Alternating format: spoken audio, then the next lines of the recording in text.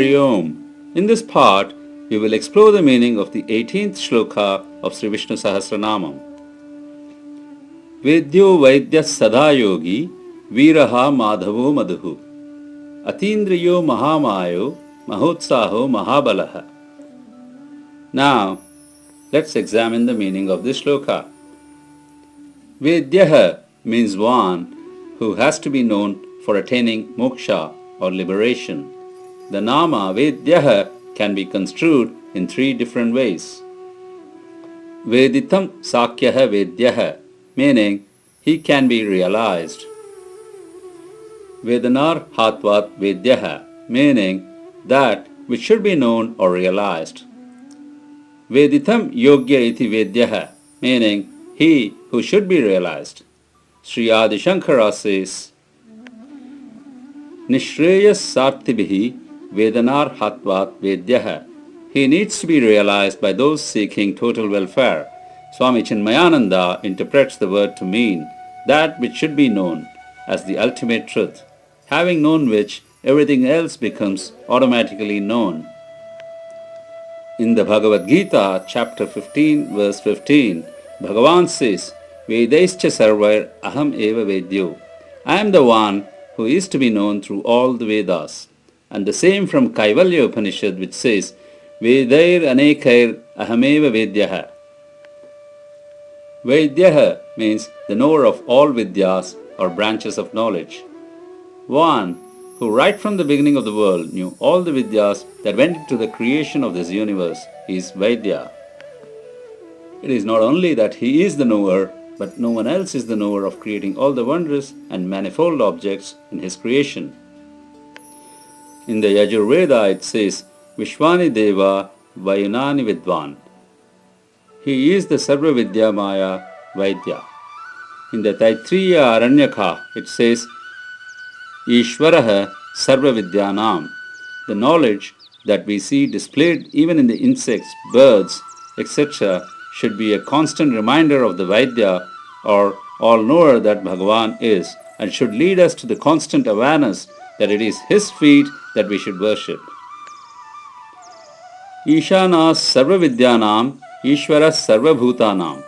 Verily, he is the target of all learning and the Lord of all creatures. Sri Adi Shankara explains this as Sarva Vidyanam Veditritvat Vaidyaha. He is the target of knowledge of all branches of learning. In other words, no branch of knowledge is worth anything unless it shows appointed to him. The traditional meaning of the word Vaidyaha is a doctor or a man who cures diseases. Swami Chinmayananda points out that he is Vaidyaha since he alone can be the doctor to the world that is suffering from ego and egocentric misconceptions. Sri Parasara Bhattar says, Meru Mandara Matropi Papasya Karmanaha Keshavam Vaidyam Asadya Durvyadi Rivanashyati from the Vishnu Dharmam. One might have accumulated sins of the size of the Meru mountain. However, if one worships Keshava, the sins disappear just as even the worst diseases disappear when treated by a good doctor. He knows the Vidya of releasing his devotees from the cycle of rebirth, and so he is Vaidyaha. Sada Yogi means one who can be easily attained. There are several interpretations for this nama. One who is always awake with respect to his devotees. One who unites with this universe as the Sarvavyapi. One who always follows the dharmic way. One who is in constant yogic meditation. And one who treats everyone equally. Bhagavan is easily attainable through bhakti, and so he is Sada Yogi. Sri Adi Shankara takes the first meaning by saying Sada Avirbhuta Swarupatvat Sada Yogi, meaning that he is always present and available to his devotees. Sri Parasara Bhattar interprets this nama to mean that he is awake at all times for his devotees, and he is awake as the Antaryami or the inner soul in all of us. Sri Satyadevo Vasishtha gives three different interpretations for this name. Sataha Ayogi, Sada Yogi and Sada Ayogi. Satas means equally, and Ayuj means to unite or join. The root form from which this name can be derived are many. Yugivarjane means to give up. Yuj Samadhav means to concentrate the mind. Yuj Yogi means to unite. Yuj Samyamane means to join. He is Sada Yogi because he has given up everything and always acts in accordance with Dharma. He is also a Sada Yogi because he unites this world into one through his pervasive omnipresence. He is Sarva Vyapti. His pervasiveness extends into everything that exists. Sadaiva Yojayati Samyamayati Vishwan Lokan Sa Yogi. He is also Sada Yogi because he is constantly in yogic meditation, which is his nature. Yoga here can be interpreted as Samatva Bhava. Sada Yogaha Asya Asti Iti Tam Sada Yoginam Sada Yogashilam Svabhava Dharmanam Va. The Vyakhyana in Dharma Chakram points out that people live in one of the three ways of life: as a rogi, or as a bhogi, or as a yogi. Of these, the life of a yogi, who spends his life by diverting his senses away from sense enjoyment and towards the Paramapurusha, is the one that leads to peace of mind and good health. The yogic state of mind is naturally attained by one who devotes his mind to the worship of the Lord, the Sada Yogi. Viraha means the slayer of strong men of wicked nature. Dharma Tranaya Viran Asuran Hanti Iti. He destroys the warriors who rise against Dharma. In the Bhagavad Gita, chapter 4, verse 8, Bhagavan says, Paritranaya sadhunam vinashaya cha dushkritam dharma samsthapanarthaya sambhavami yuge yuge. Meaning, I incarnate myself time and again to protect the virtuous and destroy the wicked. Sri Parasara Bhattar interprets this to mean that he slays the Viras who are Kutarkasuras, or those who put up false arguments to prevent people from meditating on him. He refers to us to the Shlokas in Gita in chapter 16, starting from the 8th Shloka and ending with the 19th Shloka, where he gives the description of the kinds of behaviors that these pseudo-intellectuals demonstrate, claiming that God does not exist or claiming that they are the God, etc. And hence, such beings get caught in the cycle of rebirth and attain lower forms of life. Madhavaha means the propounder of the knowledge of the Supreme Being. We have already seen this Nama in part 17 of our blog as Nama 73. Here is a short summary to recap. Madhavaha means the consort of Ma or Lakshmi. Madhavaha also means one who is attained through the Madhuvidya, that is through Mauna, Dhyana and Yoga. It also means the Lord of knowledge or the propounder of the knowledge of the Supreme Being, or one who is born in the race of Madhu, a Yadava, or for whom there is no Lord, or he is the Lord of everyone, and a silent observer, a Mauni. Madhu means one who is like honey to his devotees. He is Madhu because he creates nectarine or bliss in the hearts of his devotees. Yatha Madhu Param Pritim Utpadayati Ayam Apitata Iti. Just like the honey gives pleasure, Bhagavan also generates pleasure in the hearts of his devotees. Honey gives physical pleasure, which is short-lived and limited in time and scope. But Bhagavan gives unlimited and everlasting pleasure. That pleasure is that of the mind and not that of the body. In the Brihadaranyaka Upanishad, it says, I am Atma Sarvesham Bhutanam Madhu. He is verily the honey for all living beings. We also have Tenil Iniyapirane, as he is referenced by Periyarvar in his Puchutal. Sri Satyadevo Vasishtha indicates that Madhu also means knowledge, and he is Madhu because he knows everything, because he is pervasive. Jnana dharmena vyapnuvan sarvam vishvam manyate janati tasmat samaduhu. In the Yajurvedic mantra, it says, Tadantasya sarvasya tadu sarvasyasya vayataha. He is inside everything and he is also outside of everything. And by virtue of this, he is Jnanamayam, or knower of everything. In the Dharma Chakram, it says that madhu, or honey, is unique among all the edibles, that when consumed is fully digested into the system with no waste products.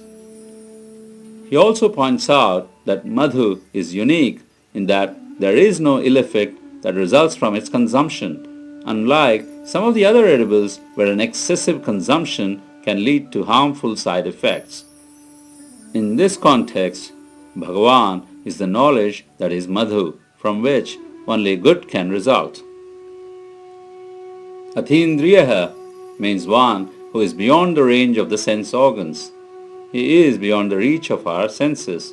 As Adi Shankara puts it, Shabdadi rahitatvat indriyanam avishayaha iti atindriyaha. He cannot be reached by any of our senses like sound, touch, sight, etc. The Katho Upanishad says as follows, Ashabdam, Asparsham, Arupam, Avyayam, Ratarasam, Nityam, Agandhavat, Cha. He is beyond the reach of sound, touch, sight, taste and smell. Only those objects that have a fixed shape, color or characteristic will be recognizable by the indriyas or sense organs. He is beyond these sense organs and cannot be realized through these or through sheer reasoning. The only way to realize him is to experience him through pure devotion and total surrender. The two mantras of Ishavasya Upanishad, Anejadekam and Tadejati Tanejati, remind us of this quality of Bhagavan in simple words. Swami Chinmayananda points out that it is not just that he is beyond the reach of the sense organs, but the sense organs do not exist without him, and so cannot sense anything without his power. So, he is the very subject of the sense organs and not the object of the sense organs. The eyes cannot see itself, but only its reflection in a mirror. He is also not seen by the indriyas because he is not anywhere outside where the senses can sense him, but he is inside each of us in the size of a thumb, or as Angushta Matrena. Mahamayaha means one who is possessed of wonderful power of enchantment. Sri Parasara Bhattar points out that this nama signifies that he conceals himself from those who are not devoted to him through his power of enchantment. This is natural for one who is not within the reach of the sense organs, as we saw in the previous nama. Lord Krishna in the Bhagavad Gita chapter 7 verse 14 says, Devi hayesha gunamayi mama maya duratyaya ameva ye prapatyante mayam etam tarantite. The divine illusion of mind, Maya, consisting of the three modes of material nature, is powerful, irresistible, and certainly difficult to overcome. But those who surrender unto me, they only are able to surmount this illusory energy. The Maya referred to here is that Bhagavan conceals himself from those who do not seek him.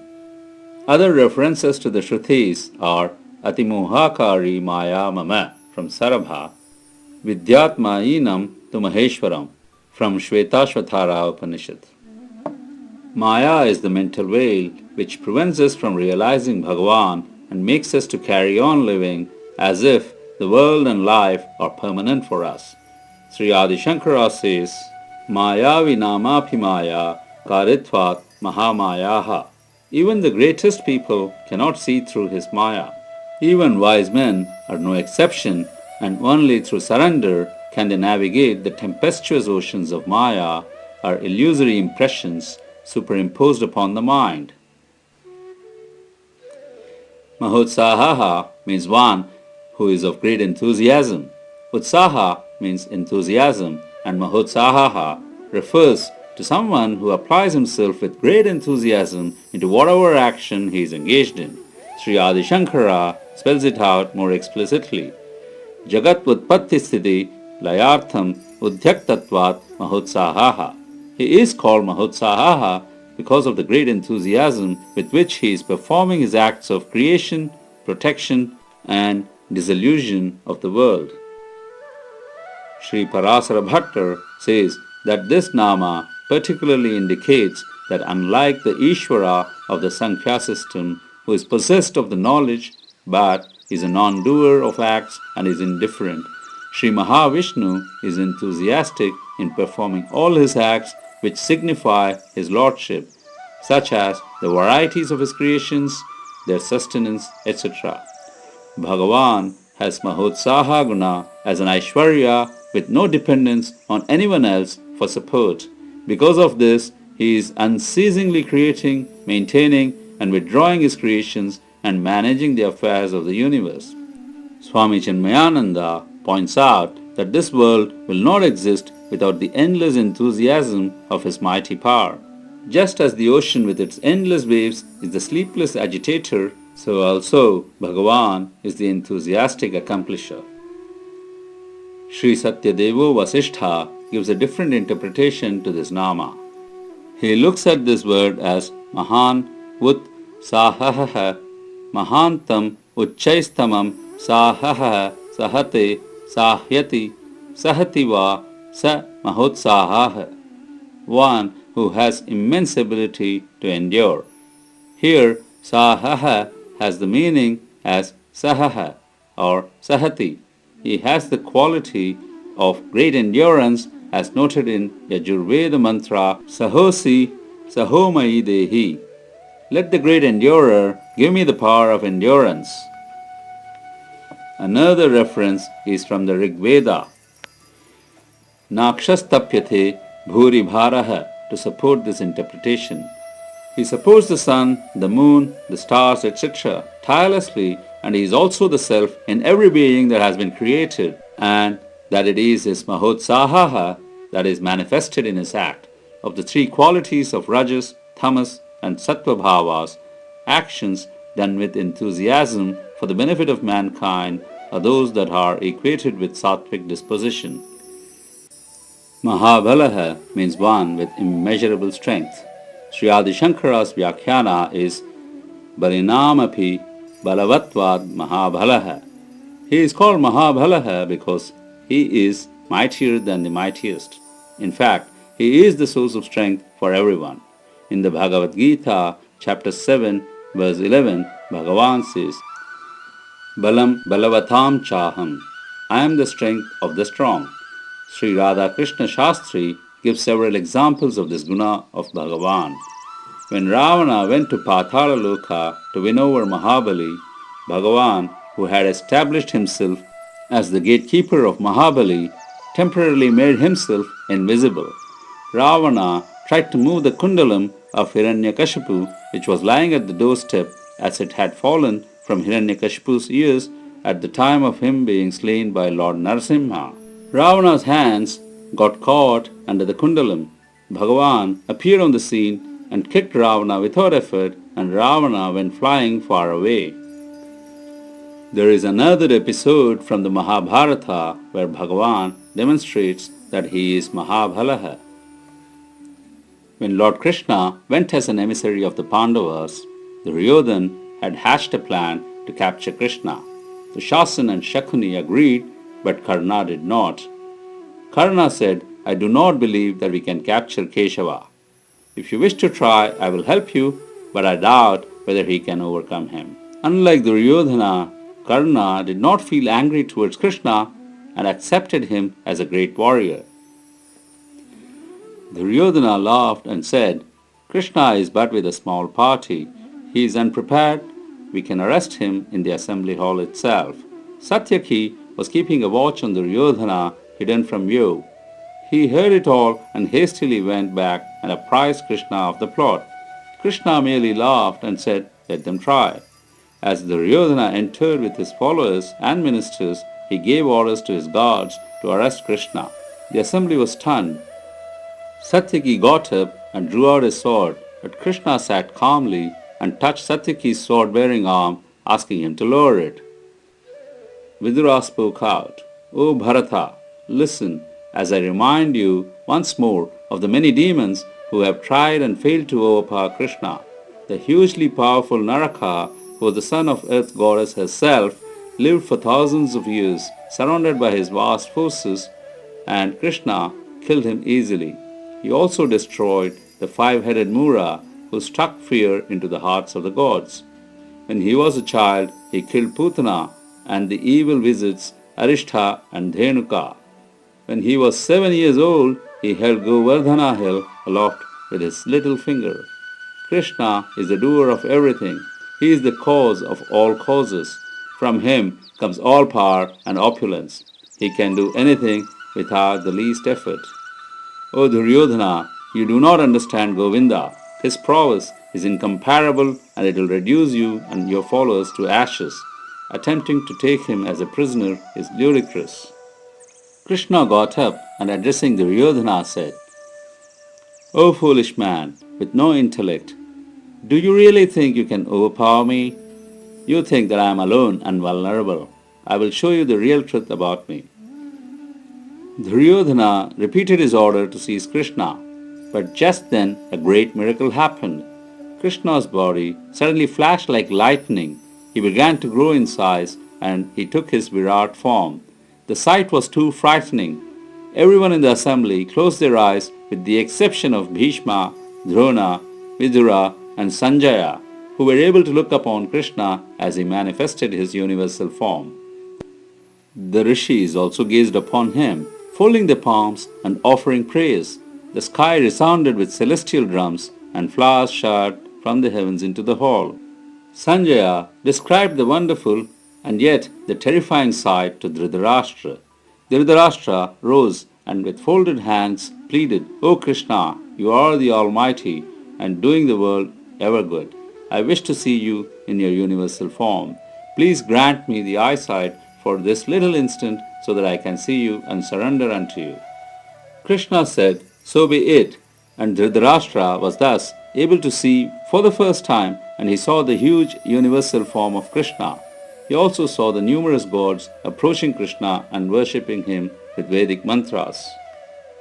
Dhritarashtra was pleased and he sat down. His blindness returned. Krishna slowly reverted back to his usual form. He then walked out of the assembly hall. Thus, Krishna demonstrated that he is Mahabalaha. Sri Satyadeva Vasishtha explains this nama from the root word bal pranane, meaning to live or to breathe, and gives the interpretation that Bhagavan is Mahabalaha because he makes the world live and supports the world. He points out that there are different kinds of balam. Example, Vidya balam, the strength of knowledge; Sena balam, the strength of army; Dhana balam, the strength of wealth; Anna balam, the strength of food, etc. And Bhagavan is the one who is the bestower of all the balams, means of support to the devotees, and so he is Mahabalaha. Hari Om Tat Sat.